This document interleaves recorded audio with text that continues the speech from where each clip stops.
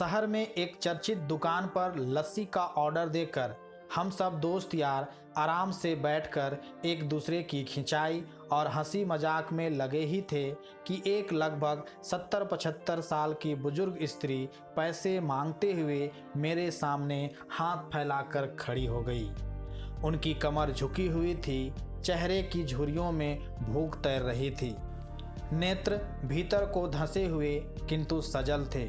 उनको देखकर मन में न जाने क्या आया कि मैंने जेब में सिक्के निकालने के लिए डाला हुआ हाथ वापस खींचते हुए उनसे पूछ लिया, दादी लस्सी पियोगी? मेरी इस बात पर दादी कम अचंभित हुई और मेरे मित्र अधिक, क्योंकि अगर मैं उनको पैसे देता तो बस 5 या 10 रुपये ही देता, लेकिन लस्सी तो 25 रुपये की एक है। इसलिए लस्सी पिलाने से मेरे गरीब हो जाने की और उस बूढ़ी दादी के द्वारा मुझे ठग कर अमीर हो जाने की संभावना बहुत अधिक बढ़ गई थी।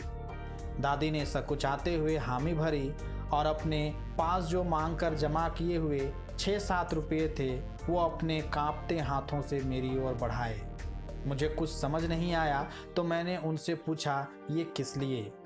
इनको मिलाकर मेरी लस्सी के पैसे चुका देना बाबूजी। भावुक तो मैं उनको देखकर ही हो गया था, रही बची कसर उनकी इस बात ने पूरी कर दी। एकाएक मेरी आंखें छलछला आई और भरभराए हुए गले से मैंने दुकान वाले से एक लस्सी बढ़ाने को कहा। उन्होंने अपने पैसे वापस मुट्ठी में बंद कर लिए और पास ही जमीन पर बैठ गई। अब मुझे अपनी लाचारी का अनुभव हुआ, क्योंकि मैं वहाँ पर मौजूद दुकानदार, अपने दोस्तों और कई अन्य ग्राहकों की वजह से उनको कुर्सी पर बैठने के लिए नहीं कह सका। डर था कि कहीं कोई टोक ना दे, कहीं किसी को एक भीख मांगने वाली बूढ़ी महिला के उनके बराबर में बिठाए जाने पर आपत्ति ना हो जाए। लेकिन वो कुर्सी जिस पर मैं बैठा था मुझे काट रही थी। लस्सी कुल्हड़ों में भरकर हम सब मित्रों और बूढ़ी दादी के हाथों में आते ही मैं अपना कुल्हड़ पकड़कर दादी के पास ही ज़मीन पर बैठ गया, क्योंकि ऐसा करने के लिए तो मैं स्वतंत्र था।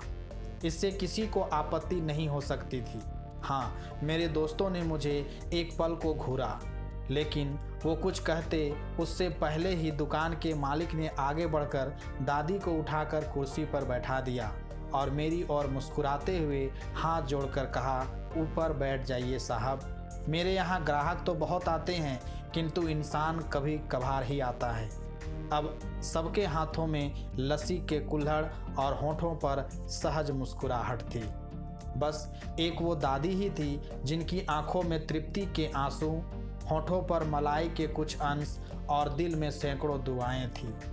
न जाने क्यों जब कभी हमें 10-20 रुपये किसी भूखे गरीब को देने या उस पर खर्च करने होते हैं तो वो हमें बहुत ज़्यादा लगते हैं। लेकिन सोचिए कि क्या वो चंद रुपये किसी के मन को तृप्त करने से अधिक कीमती हैं? क्या कभी भी उन रुपयों को बियर, सिगरेट पर खर्च कर ऐसी दुआएं खरीदी जा सकती है?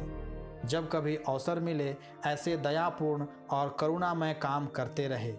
भले ही कोई अभी आपका साथ दे या ना दे, समर्थन करे ना करे, सच मानिए इससे आपको जो आत्मीय सुख मिलेगा वह अमूल्य है। धन्यवाद।